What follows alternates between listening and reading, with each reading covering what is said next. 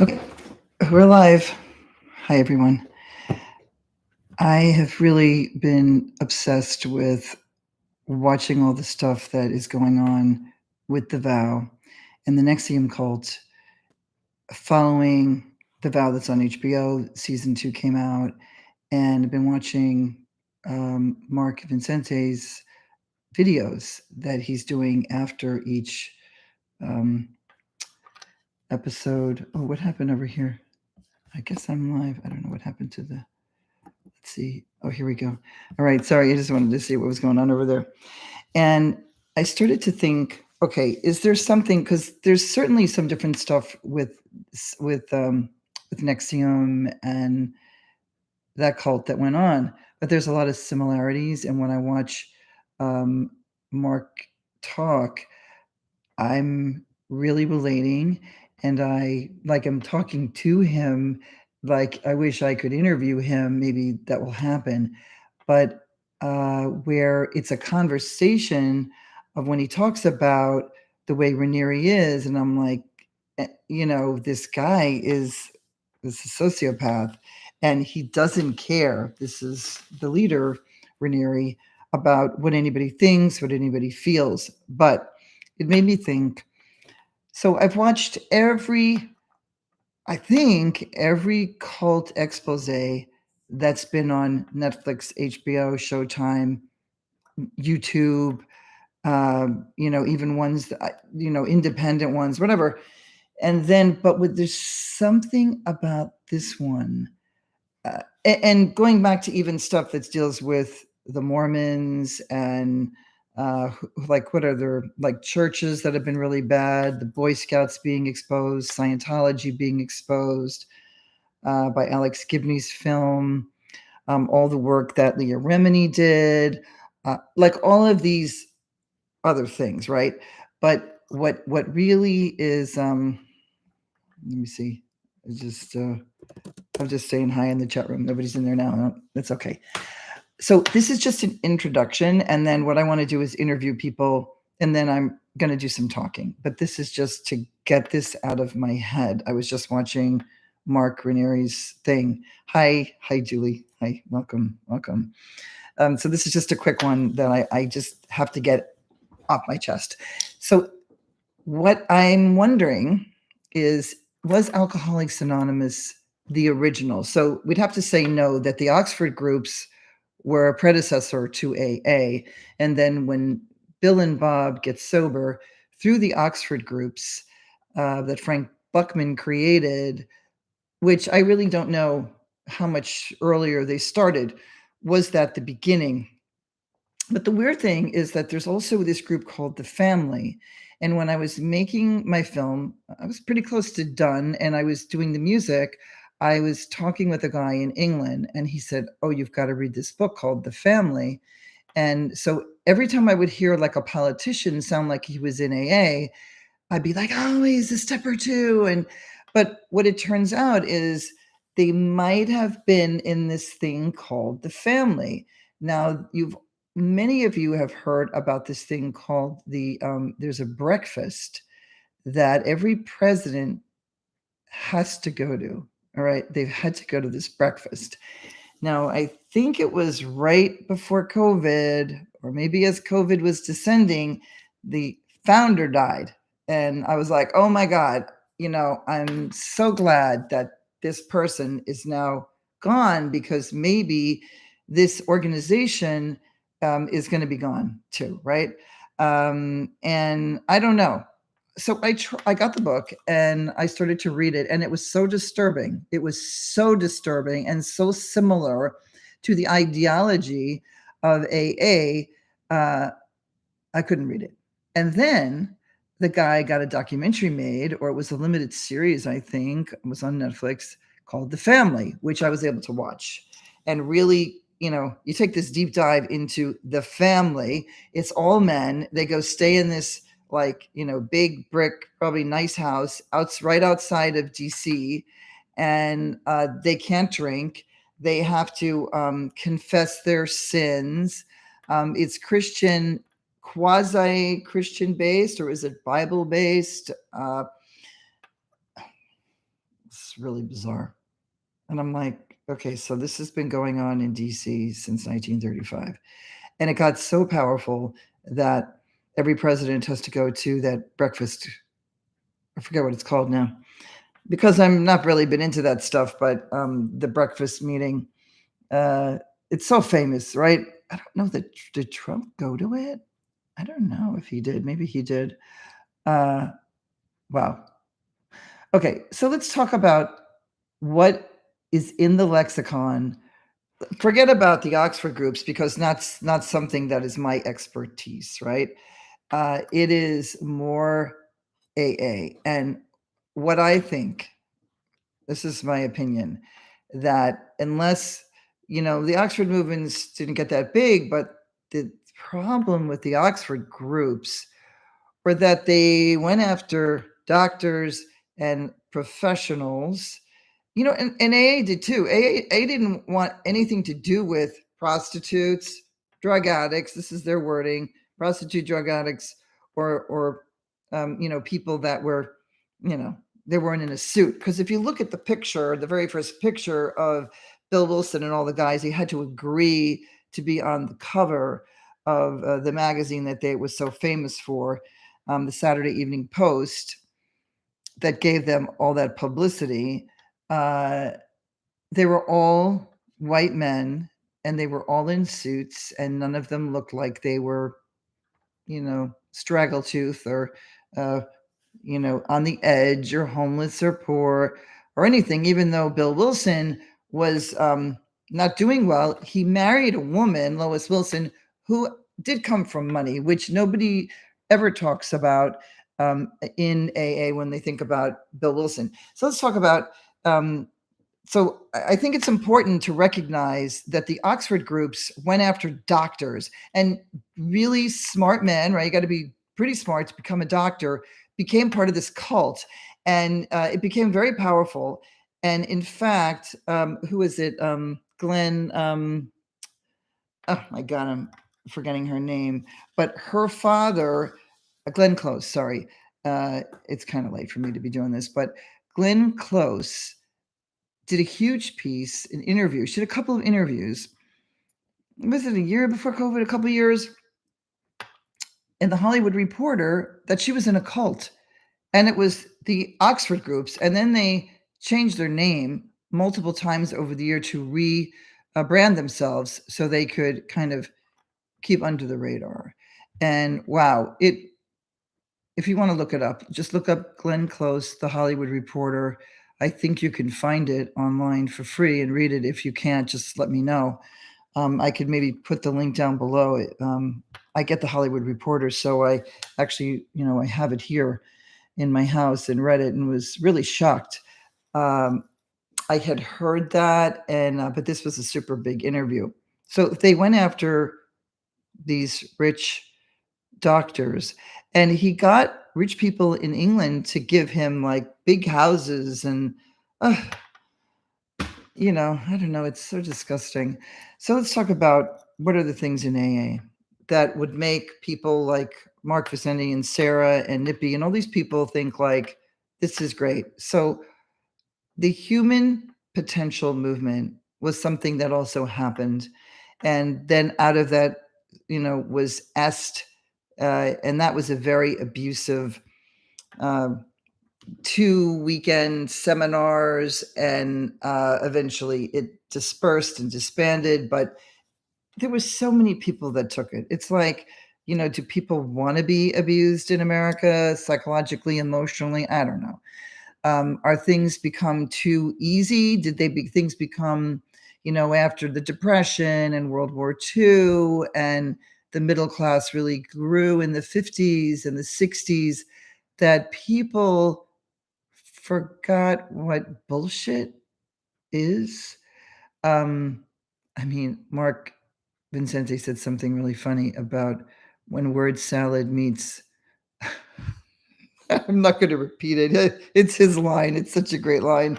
But it is so, uh, it's incredible how stupid, I don't want to say that about everybody else.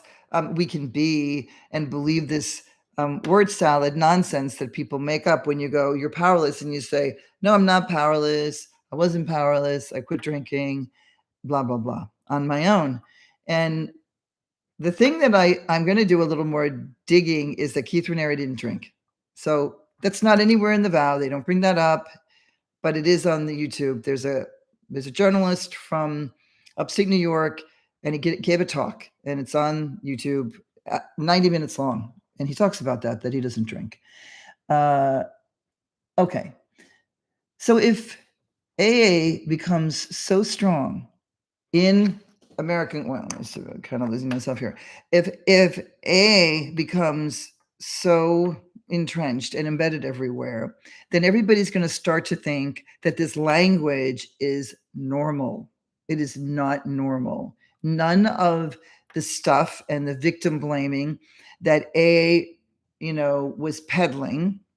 We always, we talk about it as the old guy what was like, the 1920s or 30s, and he's rolling around on one of those wagons with a horse dragging it, and he's going to sell something called snake oil, right? He's selling snake oil, he's selling bullshit. And we also had a lot of ministers, and you had these church groups that were all over because people were uh, people were distraught. People were poor. The poor became poorer. There was no jobs, and people wanted answers, right? And so you have a certain amount of real church that was there, a Catholic church, and there were Jewish synagogues, and there was Lutherans, and there was Episcopalians, and all these different groups. But there were these people that went out, and they used to go and they put up tents, and then but they believed that if you said this, your sins, or you stole something from the liquor store, and you shared it, right? If and this is used in the predecessor to AA, that then you were freed from it and you were forgiven and it was over. Okay, so first of all, that's not true, but people did it and people believe this. So, um, how do I say this? I guess I just called it an intro and I'm already doing longer. I thought I would just do like 10 minutes to talk about this because I'm going to have some other people on that historically know more than myself, but I know like the bullshit that AA has gotten into our society. And one is gratitude. Make a gratitude list. What have you done? Think about the positive, not the negative. Is your glass half full or half empty? And so when you have all of these slogans that people are polluting, polluting the airwaves with, you're going to have people who are going to start to think that this is normal, and it's not normal. Nothing is normal about Alcoholics Anonymous. Um, yeah, yeah. So I'm going to do more shows about this, and hopefully in the next week I'm going to have some other people on that we're going to talk about it. But if you think about if everybody thinks that you're powerless and that there's nothing you can do and that only the group can save you, the biggest thing is about the we. So we is, they tell everybody that we is more important than the I, that if I say I'm more important, then I'm selfish and self-centered. And what's happened is that people start to use this for everything. Like Newt Gingrich, who was the Speaker of the House, said that he sat there on television and said that Alcoholics Anonymous had helped him with something other than drinking. We're like, what? Like, I was like, oh, we're so fucked. We are so fucked. I was in the middle of making the film when he said it. And I was like, what was that? What was it? I don't presume to know what it would be, but it's not true. And so it's so embedded that everybody who, even though you think you're not affected by it, you are. by what Alcoholics Anonymous has gotten into Hollywood and what these movies have said and what the narrative is and what people say, on and on and on, that eventually people think that it just came from somewhere, but they don't know where it came from. Where is that slogan from? Why do people believe this? It comes from Alcoholics Anonymous. And then some of it came from the family, which is the political group that's in DC. I began to wonder if some of it might have even come before that with the suffrage movement. I don't know enough about that. And that would be, how they wanted to stop drinking along with the vote. So they piggybacked it. It took them 40 years to get prohibition passed. I don't know. Could be. It's possible. But let's stick with the AA one because the AA one is the big one. And it got into government in the 1940s. Marty Mann got into Hollywood in the early 1940s. She became friends with Lillian Gish, one of the biggest Hollywood stars of the time. The Days of Wine and Roses is complete AA propaganda. This is fact. You can read Marty Mann's biography, which is pro AA, and they talk about how she got in, how she befriended. Who else was it? Somebody. I was thinking of one of the presidents that she also became friendly with when he was an elected official in friggin' Texas. And who else? The vice president of IBM, or was it the president or the CEO? The vice president of CBS. She became friends with. I mean, did I do a show about Marty Mann yet? I don't know. I don't know. But I'm telling you, it's deep. And for all those people who wind up in other cults, and I think there is something so it just feels really old to me about people working on themselves. And I remember when I left Alcoholics Anonymous, I was like, I'm fucking done. I'm not working on myself anymore. What the fuck is this shit? I'm working on myself, the human potential movement. It's such a mind fuck. It is a total mind fuck. That's what it is. If people live a good life, some people need improving on some things. But this whole thing, how people have made businesses. So Keith and Raniere made a business out of this, and many people have. I mean, you see it all over, especially with COVID. It's all over. When I do these meditations that I love from YouTube, and it's nonstop now. It's absolutely nonstop where everybody knows everything about everything, and they're gonna help you, but you got to join their program and give them hundreds of dollars or maybe thousands of dollars.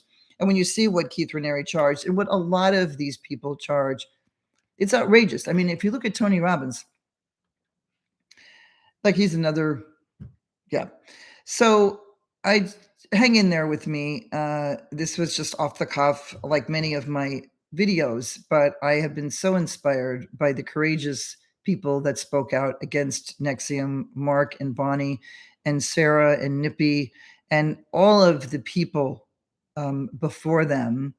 And I know there were many, some of the women and even the women who finally turned on him, and whether it was Nancy Salzman. And I'm really glad that she saw the day of light or the light of day.